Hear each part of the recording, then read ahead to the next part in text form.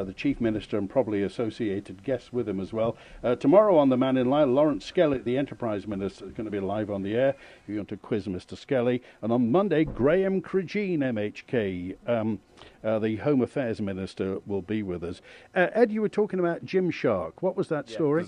Katie was on about body image before, and Gymshark had posted this photo. Gymshark's a make of it's like a sportswear, like athleisure wear brand, quite popular at the moment.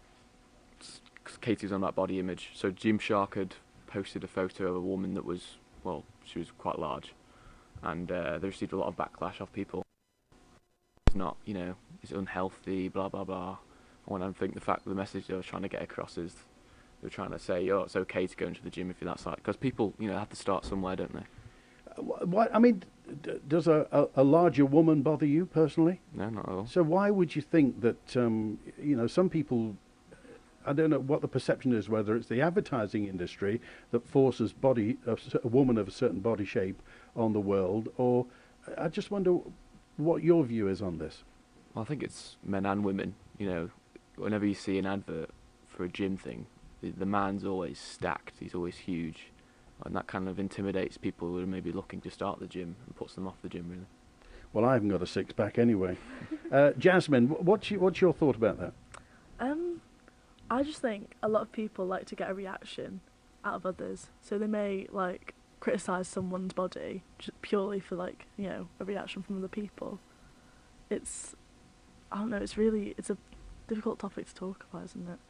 And what's important, obviously, is what's inside the person. Yeah, definitely. I mean, everybody's got a different body, and some people may like different things. So that's it. I want to talk about the climate change thing that was going on earlier on this year. Did you take part in any of the protests? No, I did not. Unfortunately, I would have liked to, but I just never got the chance. What's your feeling about the climate protest movement, Extinction Rebellion, and what have you? Extinction Rebellion. That's the one that's a bit over the top. A bit out there.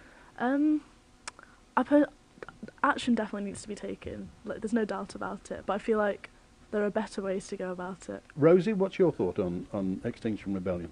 I haven't heard much about Extinction Rebellion as climate change in general. I know, personally, I have taken part in strikes that happened earlier this year, and there are lots of young people I know that feel strongly about it, and that action does need to be taken because it is our future that's going to be affected. And everyone's present right now. I saw that 2020 was one of the hottest years so far, along with 2016 and 2019. Do you drive a car? I personally can't drive, so okay. Will you be learning? I do take the bus but not by choice. But well, you'll be driving electric cars in the future. That's all there'll be to it. So, and as you quite rightly mentioned, your generation is the one that will have to deal with all this. Yeah, exactly. Looking forward to it? I mean, I think action needs to be taken now and in the future, but rather than putting the responsibility, it's important to place it on the bigger corporations. Like Coca-Cola was one of the main companies for carbon emissions this year, and I just they're still producing plastic bottles and just simple things like that we just need to make clear aren't acceptable anymore, really, because larger companies just need to take more responsibility rather than saying, oh, normal people drive an electric car, take the bus. Because yeah, that does build up, that is important, but we need to encourage more governments to put the infrastructure in place for better linked transport if we want people to use public transport as well. Okay. Dan, I want to talk to you about racism, perceived racism on the Isle of Man, or in general. What's your feeling? Probably not the best person to represent the feelings of everyone, but I do have opinions on it. For example, the other day we saw fans back in stadiums at Millwall at the football match. They took, for the Black Lives Matter movement, I believe, they took the knee at the start of every game. However, the fans booed the players, which is awful to see, especially since I believe there's a black player on the Millwall team, so it's awful how he must feel with that. Do you perceive racism on the Isle of Man?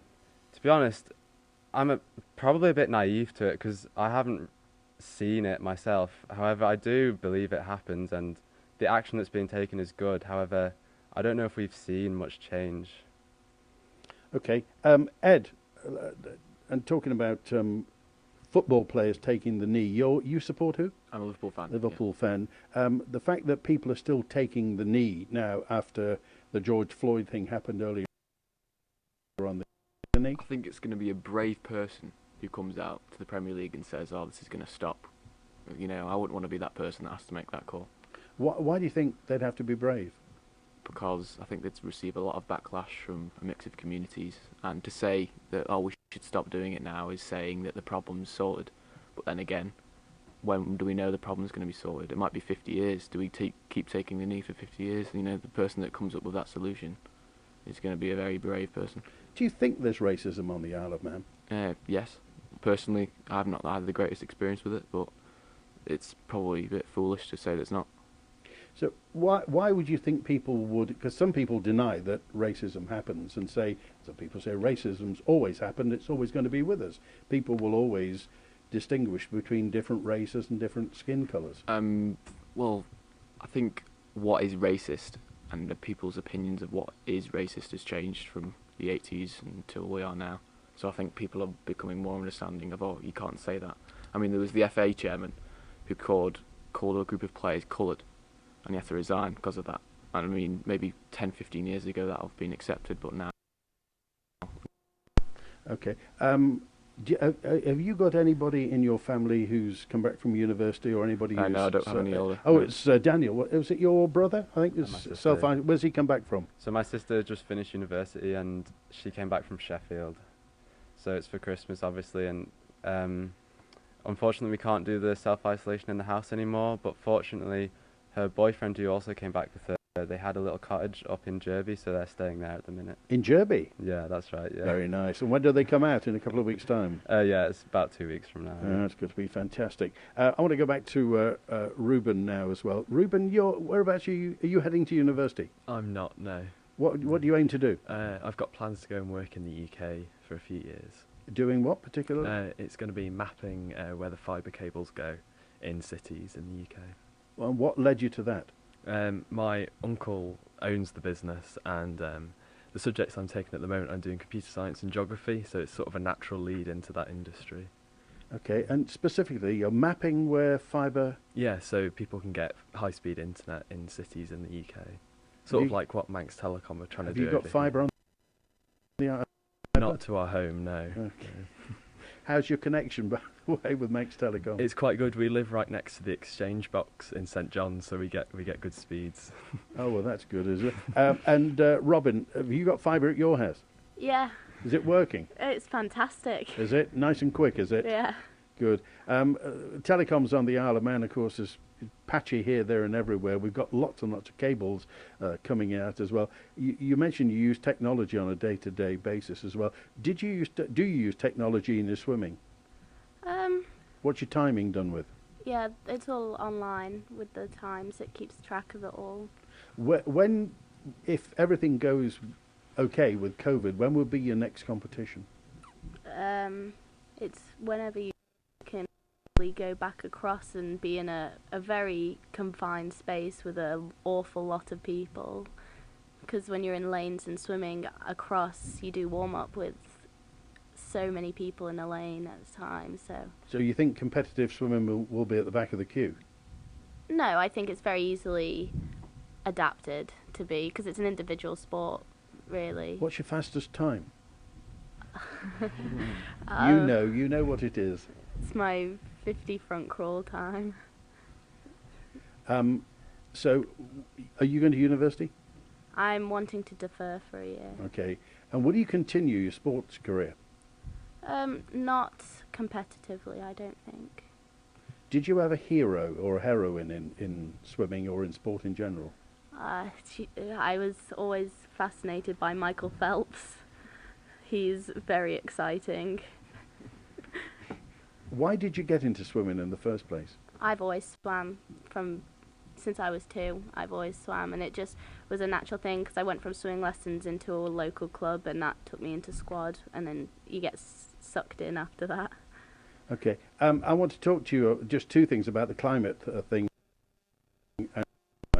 because this is a subject that comes up many times, and just tell me what you think of racism. Personally, I think it's a cultural thing and also an age thing. I agree with Ed that the older generation, it wasn't considered racist. Now they will still continue to say things which are now thought as being completely unacceptable. But I think younger people who have been educated and know better, I think that's a much larger problem, more serious. Okay. Well, we're at QE2 school with the students of year, what year is it? 13. 13. I'm back in a moment.